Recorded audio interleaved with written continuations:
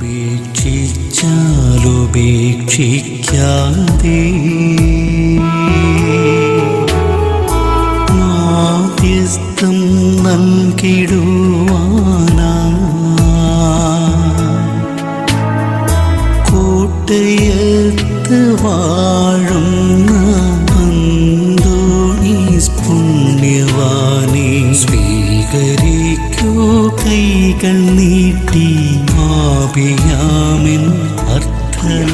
ദൈവമക്കളെ, പലപ്പോഴും ജീവിതങ്ങളെയൊക്കെ ഇരുട്ട് പരക്കുന്നതായിട്ടല്ല നമ്മൾ കാണാറുള്ളത്.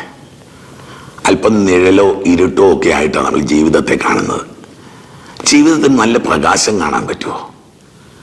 ക്രിസ്തു കത്തിച്ചു വെച്ച വിളക്കുണ്ടെങ്കിലേ ജീവിതത്തിൻ്റെ പ്രകാശമൊക്കെ കാണാൻ പറ്റത്തുള്ളൂ. വിശ്വാസത്തിൻ്റെ തീ ആരിൽ കത്തുന്നോ അവരെല്ലാം പ്രകാശത്തിലാണ്. ദുരിതങ്ങളെയൊക്കെ പ്രകാശിപ്പിക്കാൻ പറ്റുമോ? ദുഃഖങ്ങളെയും ക്ലേശങ്ങളെയും ഒക്കെ പ്രകാശിപ്പിക്കാൻ പറ്റുമോ? എനിക്കറിയാം, ഈ വചനം കേട്ടുകൊണ്ട് അനേകർ ദുഃഖങ്ങളെയും വേദനകളെയും സഹനങ്ങളെയും ഒക്കെ പ്രകാശിപ്പിക്കുന്നവരാണ്.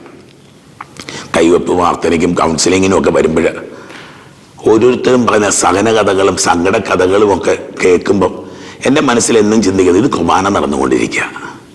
ഒരിക്കൽ കൂടി കാൽവരി നടക്കുക.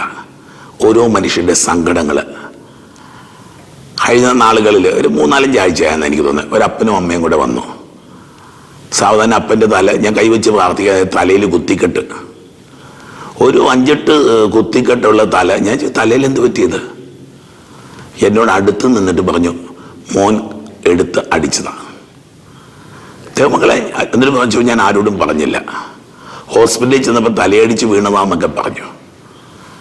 ദൈവമക്കളെ, ഈ മുറിവിനെ ക്രിസ്തുവിൻ്റെ തിരുമുറിവിനേക്കാളും പ്രകാശമുണ്ടെന്ന് ഞാൻ പറഞ്ഞ ഞാനൊരു ഹെരസി പറയുവാന്ന് എനിക്ക് തോന്നണില്ല. നമ്മുടെയൊക്കെ മുറിവുകൾ ക്രിസ്തുവിൻ്റെ മുറിവുകളെ ആഭരണങ്ങളാക്കുന്ന ഒരു ജീവിതമായിട്ടൊക്കെ കണ്ടാൽ അത്രയൊന്നും നമ്മൾ സങ്കടപ്പെടില്ലെന്നേ.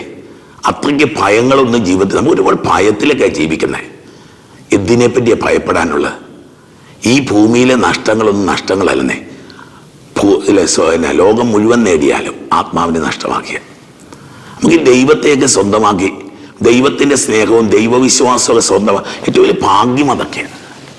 ചില മനുഷ്യരൊക്കെ കാണുക എന്തൊരു വിശ്വാസം ഈ മനുഷ്യർക്ക്, എന്തുമാത്രം കരുത്താണ് ഇവർക്ക്. ജീവിതത്തിൻ്റെ സഹനങ്ങളുടെയും ദുഃഖങ്ങളുടെയും ഒക്കെ മുമ്പിൽ നിന്ന് ദുഃഖത്തിൻ്റെ പാനപാത്രം കർത്താവിൻ്റെ കയ്യിൽ തന്നാൽ സന്തോഷത്തോടെ അത് ഏറ്റുവാങ്ങി ഹല്ലേലൂയ പാടും ഞാൻ. ഞങ്ങളെ അത് വചനം പ്രസംഗിച്ച ഒരു മനുഷ്യന് മാത്രം പാടാൻ പറ്റുന്ന ഒരു പാട്ടാണ്. അതുകൊണ്ടായിരിക്കും കൊച്ചു കുഞ്ഞുപദേശി അങ്ങനെ പാടാൻ പറ്റിയത്. ദൈവങ്ങളെ ആവർത്തിച്ച് ദൈവകീർത്തനം പാടുകയും ദൈവകീർത്തനം പറയുകയും ദൈവിക ധ്യാനത്തിൽ നിൽക്കുന്ന ഒരു വ്യക്തിക്ക് ജീവിതം മുഴുവൻ കുർബാന കാസ എടുത്ത് ഉയർത്തിയിരിക്കുക. ഉപദേശിക്ക് കാസയുണ്ട്, അതൊന്നും എനിക്കറിയില്ല. അയാൾ അൾത്താരയുടെ അടുത്ത് വന്നിട്ട് ഇത് കുർബാനയ്ക്ക് വെച്ചിരുന്ന കാസ എടുത്ത് ഉയർത്തിയിരിക്കുക. തൻ്റെ പൊന്നുമോൻ മരിച്ചതിനെ കുർബാനയായിട്ടൊക്കെ കാണാൻ പറ്റുന്നത് അവളെ ഞാൻ വിശ്വസിക്കുക, ഞാൻ ചിന്തിക്കാറുള്ള എൻ്റെ ഒരു ചിന്തയായിട്ട് അടുത്ത കാലത്ത് കുറച്ച് നാളായിട്ടുള്ളത്. ഒരു വിശ്വാസിയുടെ ഭാഗ്യവും ഒരു ക്രിസ്ത്യാനിയുടെ ഭാഗ്യവും ഒരു ദൈവ പൈതലൊക്കെ ഭാഗ്യം ഇതല്ലേ. ദുരന്തങ്ങളൊക്കെ ഉത്സവം അല്ലേ. വിശുദ്ധരുടെ പെരുന്നാളുകൾ എന്താ? ജൂൺ 13 എന്താ? അന്തോണിസുണ്ണ പെരുന്നാൾ. അദ്ദേഹം നരകിച്ച് മരിച്ചെന്ന് ഞാൻ പറയും, വേദനിച്ച് മരിച്ചു എന്ന് ഞാൻ പറയും, സഹിച്ചു മരിച്ചു എന്ന് പറയും. പുണ്യാളന്റെ ജീവിതത്തിലെ ഏറ്റവും വലിയ നൊമ്പരങ്ങൾ 13 ദിവസം. അതുകൊണ്ട് 13 ദിവസത്തെ നോമ്പ് നടത്തുന്നത്. നിന്റെ നൊമ്പരങ്ങളെ ഉത്സവമാക്കിയും നിന്റെ നിലവിളികളെ ഹല്ലേലൂയയാക്കി മുക്കി മാറ്റുന്ന കർത്താവിന്റെ കരുണ. വചനം കേട്ടെ, അവൻ ദൈവത്തിന്റെ നിശ്ചിത പദ്ധതിയും പൂർവിക ജ്ഞാനവും അനുസരിച്ച് നിങ്ങളുടെ കൈകളിൽ ഏൽപ്പിക്കപ്പെട്ട് അധർമ്മികളുടെ കൈകളാൽ അവനെ നിങ്ങൾ കുരിശിൽ തറച്ചു വന്നു. ഒരു കുരിശ് മരണത്തിന് പോലും ദൈവ പദ്ധതി എന്നൊക്കെ പേരിടാൻ പറ്റിയെങ്കിൽ അപ്പൻ തീരുമാനിച്ചത് മകന്റെ ജീവിതത്തിൽ സംഭവിച്ചതാണെന്നൊക്കെ പറഞ്ഞാൽ അപ്പൻ്റെ ഉടമ്പടി പത്രം മോന് കൊടുത്തതാണ് കുരിശ് മരണം എന്നൊക്കെ പറഞ്ഞാൽ വീണ്ടും പറയുന്നു, എന്നാൽ ദൈവം അവനെ മൃത്യുപാശത്തിൽ നിന്ന് വിമുക്തനാക്കി ഉയർപ്പിച്ചു. കാരണം അവൻ മരണത്തിൻ്റെ പിടിയിൽ കഴിയുക അസാധ്യമായിരുന്നു. എപ്പോഴും ഓർത്തോ, ഒരു child of God cannot die. ഒരു ദൈവവൈതലിന് മരിക്കാൻ പറ്റില്ല. എൻ്റെ ശരീരം ഭക്ഷിക്കുകയും എൻ്റെ രക്തം പാനം ചെയ്യുകയും ചെയ്തവർ ഒരിക്കലും മരിക്കില്ല.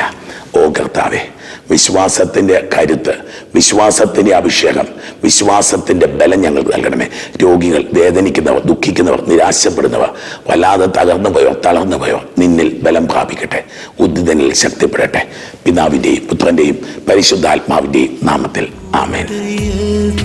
വാഴുന്ന അന്തോണീസ് പുണ്യവാനെ സ്വീകരിക്കൂ കൈകൾ നീട്ടി ആപിയാമിൻ അർത്ഥനകൾ ഉപേക്ഷിച്ചാലുപേക്ഷിക്കാം